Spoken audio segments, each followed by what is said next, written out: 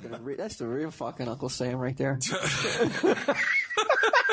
It's a new Uncle Sam.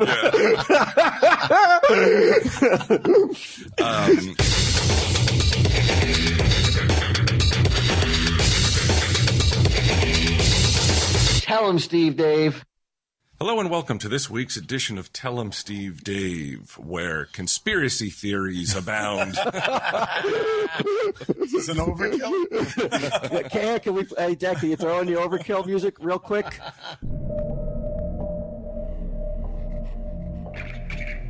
Smart Toe presents Tell 'em Steve Dave Overkill, with encounters of the 6th, 7th, and 8th times, with Brian Quinn, Walter Flanagan, and Brian Johnson.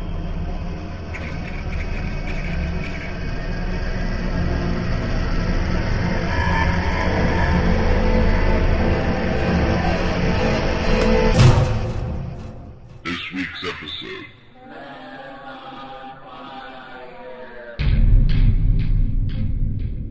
All right, here, he threw it in. There's several theories that are being bandied about. Shall we start with the September 23rd or the September 3rd? It would have been. I think there's one that's a far more. I did not walk into the hero's welcome. I thought I was going to get. No. You know what? I don't want it before we even begin. Before we even start to discuss it.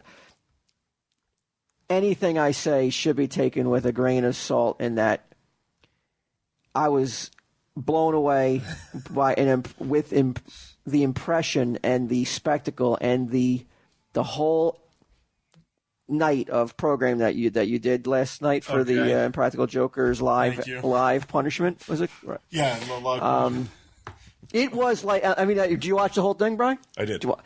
When they came in on a bus to a crowd going crazy, it was like the New England Patriots had just got back to Boston. It was amazing. I texted him and I said, I want your face on a popsicle stick, like one of those things that everybody had. You know? That alone right there shows just how huge an event this was. It was big. And thank you. How many people would you say were there? Thousands. Yeah, it thousands. Looked like a lot. It was. I don't even want to speculate because in the moment it's definitely recording. Thousands. What's that? Is this recording? Definitely. Yes. Okay. You got so fast into it. I was just you're like you didn't give us any warning we were going. Well, I was a couple minutes late. I felt like I just want to get into it. But from the moment it started to the moment. Yeah. To the moment that the live broadcast was done, it was enthralling. Okay. Now, what we're talking about for those people who, like, in some alternate universe where you don't watch Impractical Jokers, you were celebrating your 100th episode. 100th episode. We had a live punishment where we had to walk on a tightrope, all four of us. Now, this is not the first time this has been attempted in New York City, man on a wire, right? No, it's been attempted on much bigger levels than this. I think the main thing was, just because we're clearly not fit to do it.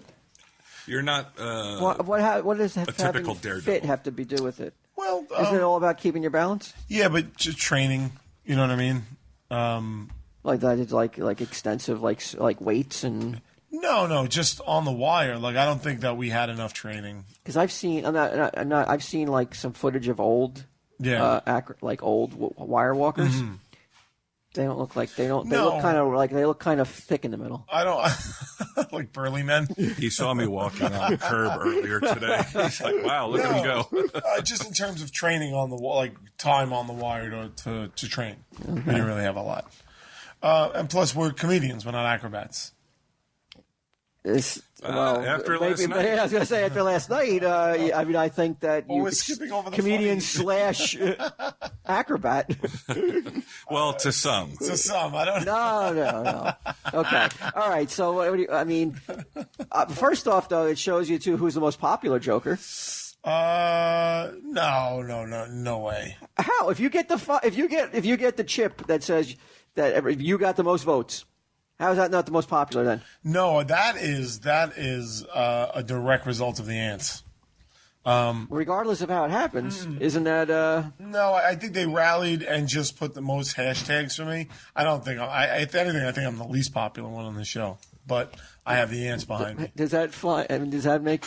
He's being humble, I believe. Yeah. Okay. Yeah. It doesn't matter. I mean, who cares if it's the ants who are voting for you? Regardless, they are viewers of Impractical Jokers, and just because they like you from something else. But you got to go last, which was the thing, because all the votes. I got to pick the order. You got the votes, right? Yeah, I got the votes to pick the order, and I picked Murray to go first because I felt he was my main competition. Oh, you guys were in competition. It didn't feel like you guys were very supportive. No. Way more supportive than we. Like if CBM was walking a high wire. Could have insurance policies on each other. No. I just for charity wanted to walk the farthest. But I would have been elated if all of us or any of us had gotten across. But I knew that the guy for me to beat was Murray. Okay. I feel. No, why not Sal or Joe? Because of their physical shape? No, Joe just didn't have a knack for it, and he knew it. Right. In training, he was like, I'm just not going to do it. And Joe is, I will say this, he did not look nervous up there. He never stops with the jokes. Like, he never slows down. Like, he's just the funniest one. So he's up there. To me, I was just stunned by how he was able to just keep his composure up there. But he said all along, he's like, I'm going to take 2 steps and fall. So I don't think he had that pressure that we had. He knew the whole time. He's like, my charity is... Well, everybody's charity got $10,000. The winner got 50. Right. So I wanted that 50 because it was an FDNY charity. Mm-hmm. So, and I know Murray. He's a sneaky shit. And I say that lovingly. I know he was training every day, all day. You know what I mean? Yeah. Because they gave us those practice wires. So I knew he was working secret angles, and so I was and where would you test? I mean, where would you practice at? Well, I have mine in my yard. It's like 3 feet. You couldn't off do it the indoors. He set his up indoors, Murray, but I wanted mine outdoors to get the feel of the being wind on your outdoors. face. Yeah. There's a lot of variables that go into it. I would imagine, right? Yeah. Was it windy? Dude, honestly, I don't really remember anything about being up there. It was just overwhelming. The lights in your face, everybody screaming at you. Howie Mandel. Howie Mandel is there. Was he serious about, like, get me down from here, get me down from here? Or do you think he was kidding I around? think he was kidding around. Yeah. Because I know he's sort of a... I think he was just playing it up for the camera. Very professional guy, very nice guy. Howie Mandel, who would have thought, man? Like, fucking Gizmo. I mean, talk about a fucking comeback. Yeah, dude. It was shit. Who was it? Millionaire? No, the briefcase one. Yeah, Who Wants to Be a Millionaire? No, it wasn't Who Wants to Be a Millionaire. What was the other one? What's the briefcase? Let's Make a Deal or something about Deal? Deal or No Deal. Deal or No Deal, yeah. That brought his career just brought it back. Yeah, and now, like, with America's Got Talent and God knows what other things he's into. Yeah. But there are some conspiracy theorists that say certain angles, certain cutaways. Well, the 3 guys Don't worry go up about and do hurting it. my feelings. Just shoot. 3 guys go up there, and we get really good angles of them. Right. Multiple angles at times of them attempting to walk the wire. Right. You're last. You get up there. Now, you're running late as it is. Yeah, we're about 15, 20 minutes behind. So you get up there, and Bello, the guy who was the professional up there, who was like, you know, I've seen him at the circuses. He's amazing. He's got like 33 world records. That's some hairdo. Yeah, that's his trademark, man. He wore that to his father's funeral. He doesn't take that down. Yeah. He told you guys that? Everybody asks him. We're like, what's up with the hair, man? Wow. He's like, I don't even take it down for my father's funeral. Yeah, you're like, that's how fucking serious I am about this hair. I will say this. I think that dude is richer than all of us in this room will ever be. The guy is, I think you're talking like... Because of his circus performances? Yeah. And his image and like all the brand and stuff like that. Whatever he's doing. Had you heard of him before? You really? Yeah. Yeah, he's the Ringling Brothers. He's the face of Ringling Brothers. I don't know. I don't know if he's I think like he floats in and out of Ringling Brothers. He's not every year. It's two. He bounces between the two main circuses. Okay. But that's just in the United States. I didn't realize you were that up on your circus. I'm not. That's how popular Bello is. That's how popular Bello is.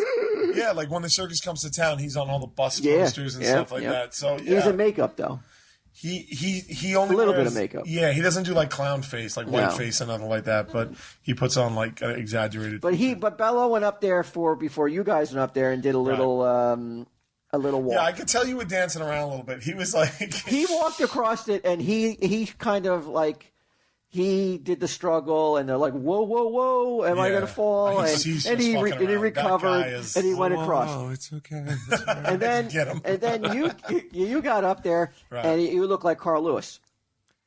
I mean, you ran across it and blew away Bello. And no, Bello could do whatever he wants up there. If he wants to go fast, he can go fast. If he wants to go slow, he can go slow. It's like these people who I can't stand them. They'll have like a high-end Porsche or something, and they drive so slow. Like ironically, I fucking hate them. So you're saying that's what Bello does? And then I thought it was strange because like you achieved it, you did it. Yeah. This is the equivalent of 2 outs. In the bottom of the ninth, in the World Series, it is. Their bases are loaded, absolutely, and the last man's up, and it's win it, and you nailed it, and I nailed it, yeah. And it's the equivalent of all the cameras being turned on the fucking dugout and not seeing the actual fucking the swing because it was shown from so far away that I was just like. And the bat boy for tonight. It was a very odd camera angle considering the angles we had seen all night long. That you didn't get that. You didn't get that coverage. Like I told you before, it's like when the Patriots were playing the Seahawks last year. They're on the 1 yard line. On that last play, fourth down, whatever, and all of a sudden they cut to a camera angle on the opposite side of the field on the other 1 yard line and take an angle that like no one could see really good what's going on. It was at least looks like the peanut vendor doesn't have change for. And Q made it. Good night, everybody. And then they cut off as soon as you were done. They didn't even show you replays of you. That's because we were so far over. But man, that should have been like that's the. Yeah. Crowning achievement of the night, and it kind of got rushed. Unfortunately, yeah, I didn't even they were up. They were like, "You got to get up and get across that wire." They were like, "You got to go," because we're just running out of time. And I was like, "I was like, go." I was like, "I have enough pressure, man. Like, this is crazy. I don't need this." Does he have an accent, Bello? No, he's from Florida. Oh, is he? Yeah, he. So Walt said it was kind of like the Zapruder film. It looks jerky. It's already in the National Archives. If you look at the footage that